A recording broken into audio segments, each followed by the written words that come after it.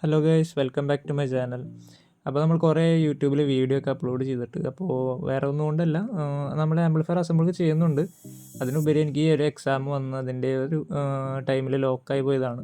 അപ്പോൾ നമ്മൾ വർക്കുകളൊക്കെ എടുക്കാറുണ്ട്, പക്ഷേ വീഡിയോ ഒന്നും എടുത്ത് യൂട്യൂബിൽ അപ്ലോഡ് ചെയ്യാൻ ടൈം കിട്ടാറില്ല. അപ്പോൾ ഇപ്പോൾ എക്സാം എല്ലാം കഴിഞ്ഞ് ഫ്രീ ആയി, അപ്പോൾ നമ്മൾ യൂട്യൂബ് പിന്നെ സ്റ്റാർട്ട് ചെയ്യാമെന്ന് വെച്ചു.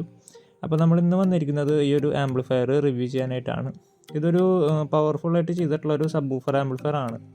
ഒരു ഹർമൻ കാർഡൻ AVRന് വേണ്ടി ചെയ്തിട്ടുള്ളൊരു സബ് വൂഫർ ആംപ്ലിഫയർ ആണ്. അപ്പോൾ നമുക്ക് ഇതിലോട്ട് ഒരു 12 ഇഞ്ച് സബ് വൂഫർ ലോഡ് ചെയ്യാൻ പറ്റും. നമുക്കൊരു 300 വാട്ട്സ് RMS വരെ വരുന്ന സിംഗിൾ വോയിസ് കോയിൽ 4 ohms തൊട്ട് 8 ohms വരെ വരുന്ന ഏത് സബ് വൂഫറും നമുക്കിതിൽ ലോഡ് ചെയ്യാൻ പറ്റും. ഇത് ഇപ്പോൾ എസ്പെഷ്യലി പണിതിട്ടുള്ളത് നമുക്ക് JBL 1300 എന്ന സബ് വൂഫറിന് വേണ്ടിയിട്ടാണ്. നമുക്ക് 2 സബ് വൂഫർ ഇതിൽ ഈസി ആയിട്ട് കണക്ട് ചെയ്യാൻ പറ്റും. ഇപ്പോൾ നമ്മൾ ഒരു സബ് വൂഫർ കണക്ട് ചെയ്യാവുന്ന ഓപ്ഷനേ ഇട്ടിട്ടുള്ളൂ. ഭാവിയിൽ വേണമെന്നുണ്ടെങ്കിൽ കസ്റ്റമർക്ക് വേണമെന്നുണ്ടെങ്കിൽ ഇത് അപ്ഗ്രേഡ് ചെയ്യാവുന്ന രീതിയിലാണ് നമ്മൾ ഒരു ആംപ്ലിഫയർ നിർമ്മിച്ചിട്ടുള്ളത്.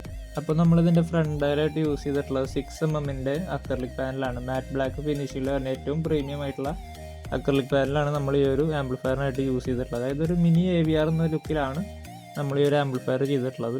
ആ നോബിന് സൈഡിലായിട്ട് നമുക്കൊരു വാം കളർ ലൈറ്റൊക്കെ നമ്മൾ ഫിക്സ് ചെയ്തിട്ടുണ്ട്. നമുക്ക് വീഡിയോയിൽ ലാസ്റ്റ് ആംപ്ലിഫയർ പവർ ഓൺ ആക്കുമ്പോൾ നമുക്കത് കാണാവുന്നതാണ്. അപ്പോൾ ഈ ഒരു ആംപ്ലിഫയറിനെ പറ്റി പറയാൻ വെച്ചാൽ അത്യാവശ്യം ബഡ്ജറ്റ് ഇറക്കി ചെയ്തിട്ടുള്ള ഒരു ആംപ്ലിഫയറാണ്. അതായത് ക്വാളിറ്റിയിലും ലുക്കിലും കോംപ്രമൈസ് നമ്മൾ ചെയ്തിട്ടില്ല. അപ്പോൾ നമ്മുടെ ആംപ്ലിഫയറിൻ്റെ ബാക്ക് സൈഡ് നോക്കുകയാണെന്നുണ്ടെങ്കിൽ ഇങ്ങനെയാണ് വരിക. നമ്മൾ ബാക്കിലും അക്രലിക് പാനൽ തന്നെയാണ് യൂസ് ചെയ്തിട്ടുള്ളത്. അതായത് ഞാൻ നേരത്തെ പറഞ്ഞ പോലെ അത്യാവശ്യം ബഡ്ജറ്റ് ഇറക്കി ചെയ്തിട്ടുള്ള ഒരു ആംപ്ലിഫയർ ആണ്.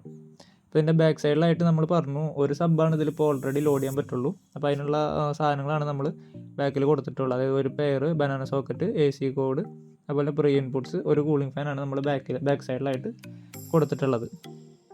പിന്നെ ഈ ഒരു ആംപ്ലിഫയർ നമ്മൾ JBL സബിനായിട്ട് ട്യൂൺ ചെയ്തിട്ടുണ്ട്. അതായത് ഇതിൻ്റെ ഫ്രീക്വൻസി ഇതിൻ്റെ ഗെയിനും നമ്മൾ അഡ്ജസ്റ്റ് ചെയ്ത് പക്ക നല്ലൊരു ഔട്ട്പുട്ട് കിട്ടുന്ന രീതിയിലാണ് നമ്മളൊരു ആംപ്ലിഫയർ ട്യൂൺ ചെയ്തെടുത്തിട്ടുള്ളത്. നമ്മുടെ സോണി എക്സ്പ്ലോർഡ് സബ് വൂഫർ ഉണ്ട്, അതും JBL മാറി വെച്ചിട്ടാണ് നമ്മളത് ട്യൂൺ ചെയ്ത് സെറ്റാക്കി എടുത്തിട്ടുള്ളത്.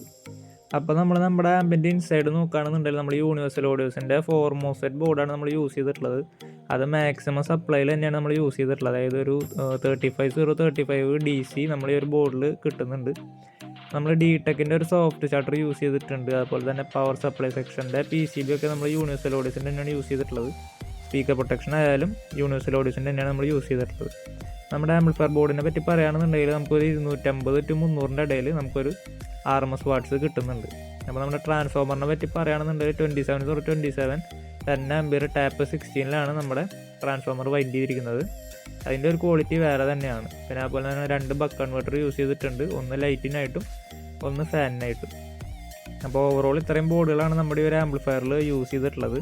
മാക്സിമം ക്വാളിറ്റിയിൽ തന്നെ അതിൻ്റെ വയറിങ് കാര്യങ്ങൾ ചെയ്യാൻ ശ്രമിച്ചിട്ടുണ്ട്. നമ്മുടെ 6 ട്രാൻസിസ്റ്റർ പാരലൽ മോണോ ബോർഡിനെക്കാട്ടും ഫാർ ബെറ്ററാണ് നമ്മുടെ ബ്രിഡ്ജായിട്ട് വരുന്ന MOSFET ആംപ്ലിഫയർ ബോർഡ്. അതുകൊണ്ടാണ് ഈ ഒരു ബോർഡ് നമ്മളൊരു ആംപ്ലിഫയറിൽ സെലക്ട് ചെയ്തത്. അപ്പോൾ നമുക്ക് നമ്മുടെ ആംബ് ഒന്ന് പവർ ഓൺ ചെയ്തിട്ട് ബാക്കി കാര്യങ്ങൾ നോക്കാം.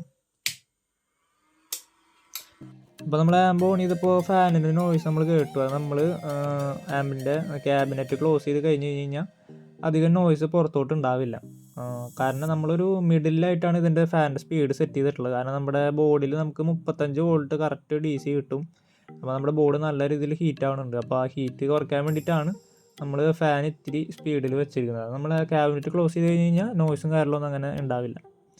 പിന്നെ നമ്മുടെ ഈ ഒരു ട്രാൻസ്ഫോമറിനെ പറ്റി പറയുകയാണെന്നുണ്ടെങ്കിൽ നമുക്ക് ഇനി ഒരു സബ് വൂഫറിൻ്റെ ബോർഡ് കൂടി വേണം ഇതിൽ ഡയറക്റ്റ് പിടിച്ച് കൊടുക്കാം. വോൾട്ടേജ് ഡ്രോപ്പോ കാര്യങ്ങളൊന്നും വരില്ല. അത്രയും ഹെവി ആയിട്ട് ചെയ്തെടുത്തിട്ടുള്ള ഒരു ട്രാൻസ്ഫോമറാണ്. അതുകൊണ്ടാണ് നമ്മളിതിലൊരു സോഫ്റ്റ് ചാർട്ടറൊക്കെ യൂസ് ചെയ്തിട്ടുള്ളത്. അപ്പോൾ ഇതുപോലത്തെ ആംപ്ലിഫയർ നിങ്ങൾക്ക് വേണമെന്നുണ്ടെങ്കിൽ ധൈര്യമായിട്ട് എന്നെ കോൺടാക്ട് ചെയ്യാം. എൻ്റെ നമ്പർ ഞാൻ ഡിസ്ക്രിപ്ഷനിൽ ഇടാം. നമ്മൾ ആംപ്ലിഫയർ EMI ചെയ്ത് കൊടുക്കുന്നുണ്ട്. അപ്പോൾ ഡീറ്റെയിൽസ് അറിയാൻ വേണ്ടിയിട്ട് ഡിസ്ക്രിപ്ഷനിൽ വാട്സപ്പ് നമ്പർ ഉണ്ട്. എല്ലാവരും വാട്സപ്പിൽ കോൺടാക്ട് ചെയ്യുക. കോൾ ചെയ്ത് കഴിഞ്ഞ് കഴിഞ്ഞാൽ കോൾ എടുക്കണമെന്നില്ല.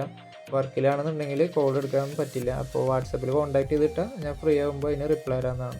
അപ്പോൾ നമ്മുടെ സ്ഥലം വരുന്നത് കേരളത്തിൽ തൃശ്ശൂർ ജില്ലയാണ് നമ്മുടെ സ്ഥലം വരുന്നത്. നമുക്ക് തൃശ്ശൂർ എവിടെയുണ്ടെങ്കിലും നമ്മൾ അവിടെ പോയി സെറ്റ് ചെയ്ത് കൊടുക്കുന്നതാണ്. അപ്പോൾ തൃശ്ശൂരിന് പുറത്തൊക്കെ ആണെന്നുണ്ടെങ്കിൽ നമ്മൾ കൊറിയർ സർവീസും ചെയ്ത് കൊടുക്കുന്നുണ്ട്. അപ്പോൾ നിങ്ങൾക്ക് ഇതുപോലത്തെ ആംപ്ലിഫയർ ആവശ്യമുണ്ടെങ്കിൽ നമ്മുടെ നമ്പർ താഴെ കിടക്കുന്നുണ്ട്, മറക്കാണ്ട് കോൺടാക്ട് ചെയ്യാം.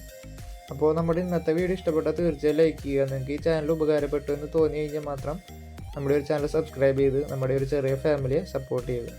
നമുക്ക് അടുത്തൊരു വീഡിയോയിൽ കാണാം. Okay, by.